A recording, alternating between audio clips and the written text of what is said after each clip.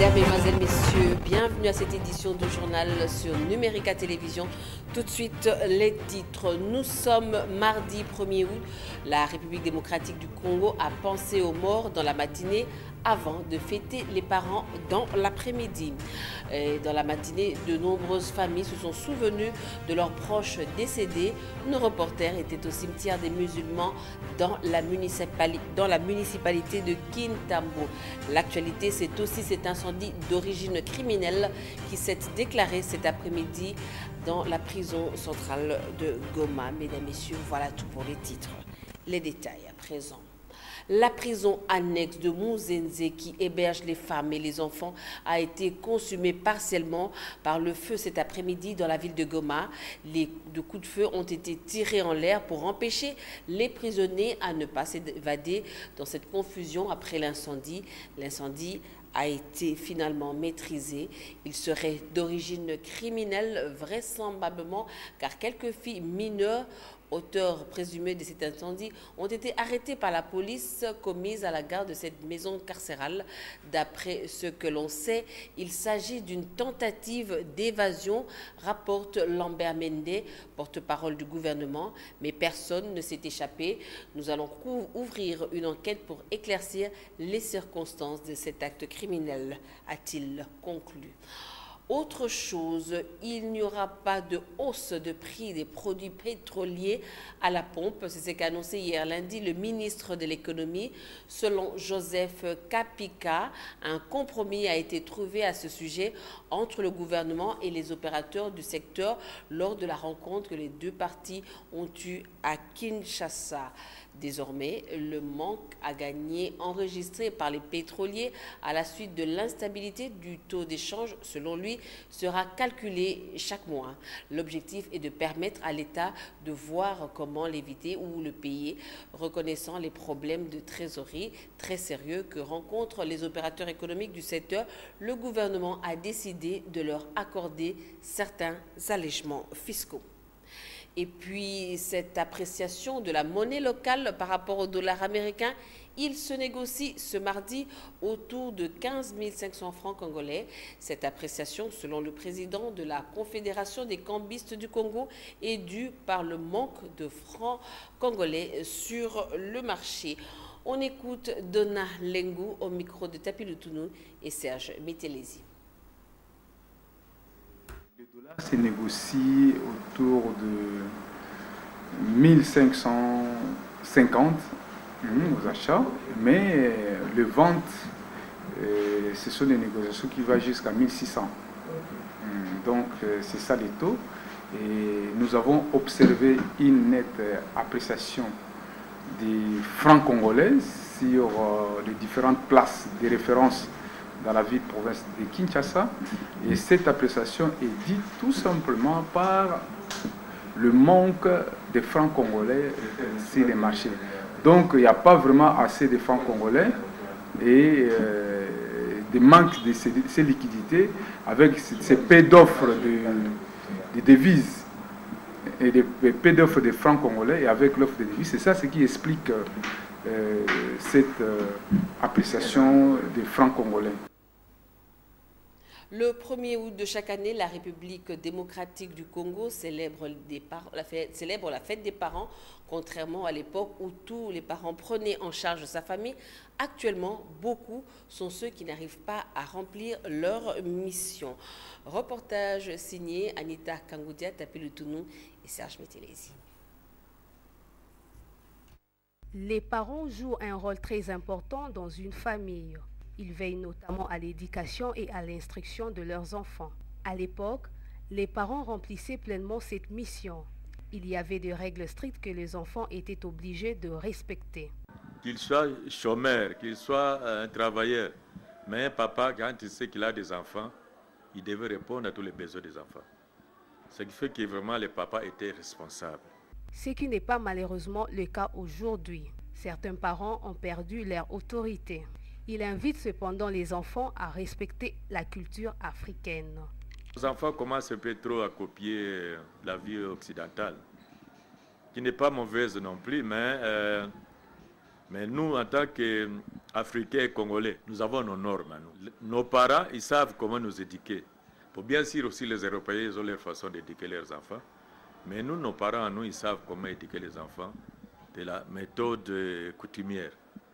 Moi, je crois que pour les bonnes habitudes, on va rentrer dans le système de punition. Nous, à l'époque, quand tu commettais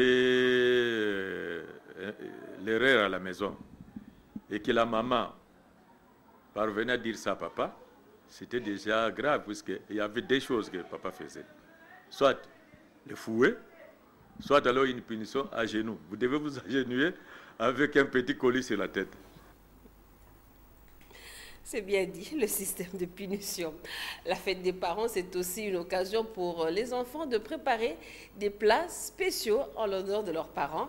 Mais face à la situation économique très difficile que traverse la République démocratique du Congo, d'autres ont préféré manger ce qui leur a été présenté. Encore une fois, un reportage signé Anita Kangoudia, Tapilutounou et Serge Mitelezi. Soucieux de l'éducation et de l'instruction de leurs enfants, certains parents évitent de faire plus de dépenses pendant cette période de crise. Pour eux, ils vont manger les plats qui seront présentés à l'occasion des fêtes des parents. Ceux qui ont encore des parents, papa et maman vivants, peut-être les après-midi, on peut aller les rendre visite, amener peut-être un cadeau pour les parents, puisqu'ils ont souffert pour vous dès la naissance, juste peut-être à l'âge adulte. C'est une journée qui appelle à beaucoup de responsabilités. Le plat, moi je fais pas attention à ça parce que je pense que chaque jour il faut faire attention à l'alimentation. Je mangerai ce qu'on va me présenter. Elle pense déjà à la rentrée scolaire prévue le 4 septembre prochain. Mais moi c'est une journée qui m'appelle à beaucoup réfléchir. Bientôt c'est la rentrée scolaire. Nous avons beaucoup de problèmes. Il y a des enfants qu'il faut encadrer, l'avenir de nos enfants, ipso facto, l'avenir de notre pays. Donc pour moi, côté festif, je ne fais pas vraiment attention à ça, mais ça me rappelle beaucoup de choses, beaucoup de responsabilités envers les enfants. Restaurants, parcs d'attractions et d'autres endroits récréatifs ont été pris d'assaut par certains parents et leurs enfants. Par exemple, à la place du 30 juin, a reçu également les parents pour célébrer cette fête. Témoins de l'événement, Gloriane Sea et Théodore Chitolé. Les parents accompagnés de leurs enfants ont pris rendez-vous aujourd'hui à la place du 30 juin dans la commune de La Gombe pour célébrer leur fête. Les parents présents n'ont pas caché leurs sentiments de joie. Je suis vraiment très heureux de cette journée. Et d'ailleurs, c'est une journée impressionnante dans laquelle nous voyons tout le monde festoyant. Et nous sommes dans la fête.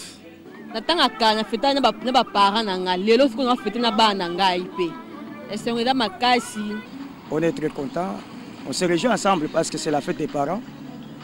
On voit d'autres couples simplement avec des parents, les parents avec des enfants.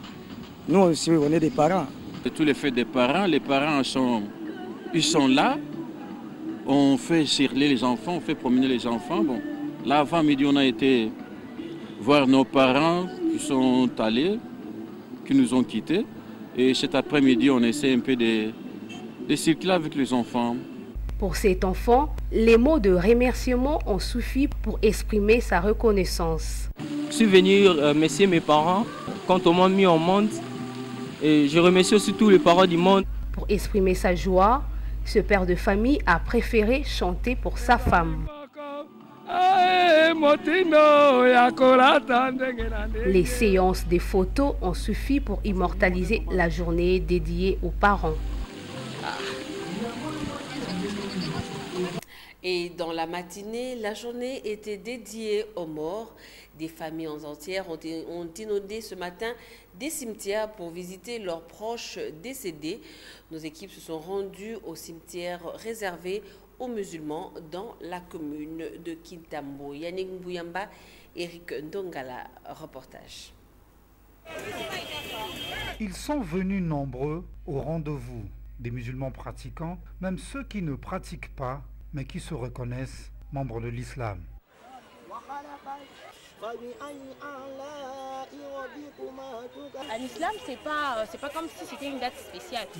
On peut venir tout le jour. Donc quand tu as le temps, quand tu peux venir tout le jour.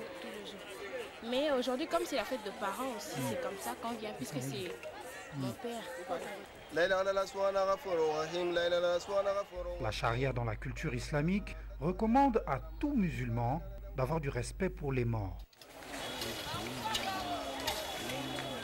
Si nous les musulmans, nous respectons les morts, c'est parce que même quand vous regardez en face de nous, il y a un cimetière des chrétiens. Alors chez eux, quand vous allez voir que non, les gens sont en train d'effectuer même des actes barbares devant les tombeaux. Alors c'est interdit. Nous les musulmans, nous respectons et les morts tout en état humain, ainsi que sa place où ils demeurent en paix.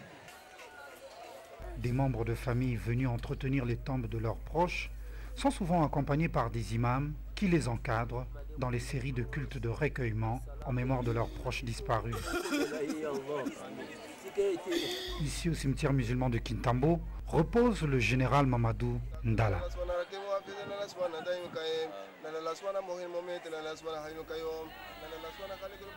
Et le vice-ministre de l'Urbanisme et Habitat s'en va en guerre contre les constructions anarchiques dans les cimetières, notamment celui de Mikonga. Willy Bolia indique que les auteurs de ces actes doivent être sanctionnés.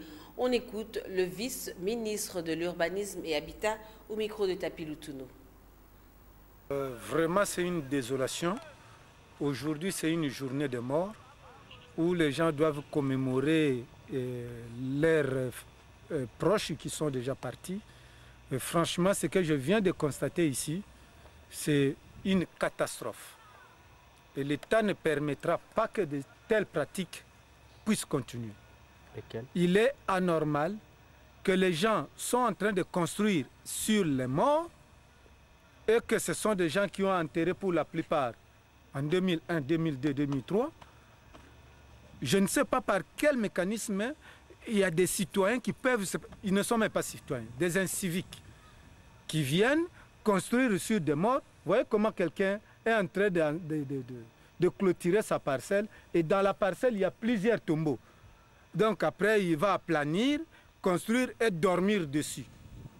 Même en dehors de l'aspect de droit, où on doit considérer qu'il faut attendre que les derniers à être enterrés aient totalisé 50 ans, mais il est dommage qu'en tant qu'Africain, en tant qu'humain, on puisse venir passer nu sur les morts. On doit chercher les auteurs pour les sanctionner. Dans le reste de l'actualité, on a clôturé hier lundi l'année académique 2016-2017. La clôture de l'année académique a coïncidé avec la cérémonie de collation des grades académiques à l'Institut facultaire des sciences de l'information et de la communication. 48 diplômés ont été mis sur le marché de l'emploi. Et puis, cérémonie similaire à l'Institut facultaire de développement, le recteur de l'IFAD a profité de l'occasion pour remercier l'archevêque de Kinshasa pour son soutien. Reportage signé Anita Kangoudia et Jires Chimanga.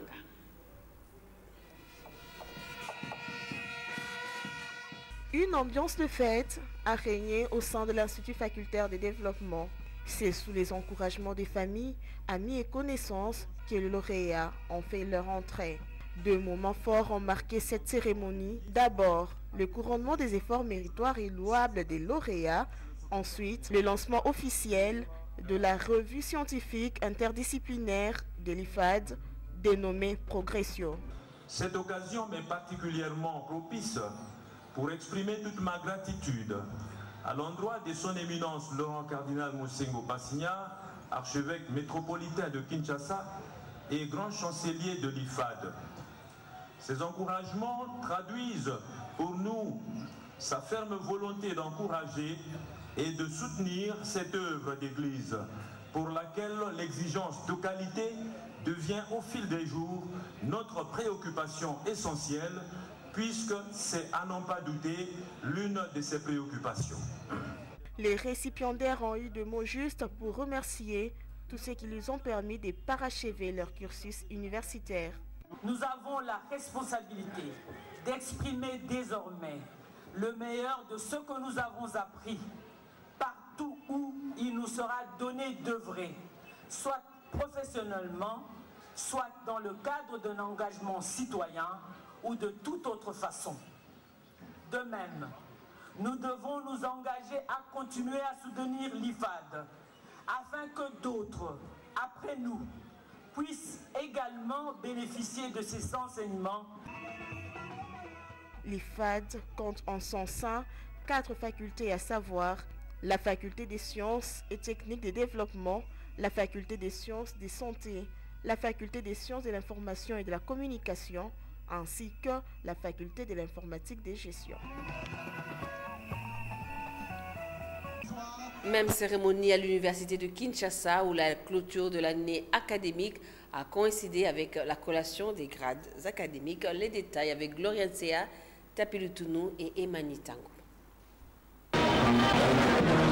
Ouverte le 15 octobre dernier, l'année académique 2016-2017, placée sur les signes de la bonne gouvernance et de la pertinence des enseignants, s'est clôturée le lundi 31 juillet à l'université de Kinshasa. La colline inspirée a décerné 1214 diplômes, dont 513 à la faculté de médecine, soit 42% des réussites à la première session. L'université de Kinshasa a respecté ce que toutes les facultés n'ont pas commencé l'année académique au même moment, compte tenu des spécificités inhérentes à chaque faculté.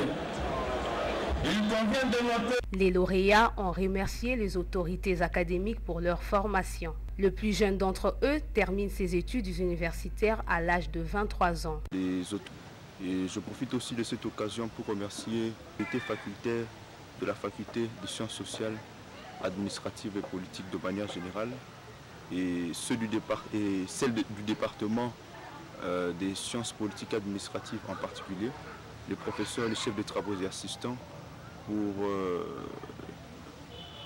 leurs connaissances qu'ils ont mis à notre disposition. Et nous pensons qu'aujourd'hui, en tant qu'universitaires, nous allons répondre aux problèmes de notre pays. Pourquoi? Parce que, comme nous le savons, l'université a pour mission... L'université de Kinshasa compte 12 facultés et 67 départements. Hors de nos frontières, 8 corps sans vie ont été retrouvés ce mardi lors du naufrage d'environ 500 migrants qui dérivaient en mer Méditerranée à bord de 4 embarcations. Les morts ont été récupérés par un navire marchand avant d'être confiés à un navire de Médecins sans frontières, a indiqué l'ONG sur son compte Twitter. Selon les derniers chiffres de l'Organisation internationale pour l'immigration, plus de 2385 migrants sont morts depuis le début de l'année en tentant la traversée vers l'Europe. Mesdames, Messieurs, c'est ici que prend fin ce journal. Vous êtes de plus en plus nombreux à nous suivre grâce au bouquet CPLA TV, canal 98. Merci de nous faire confiance.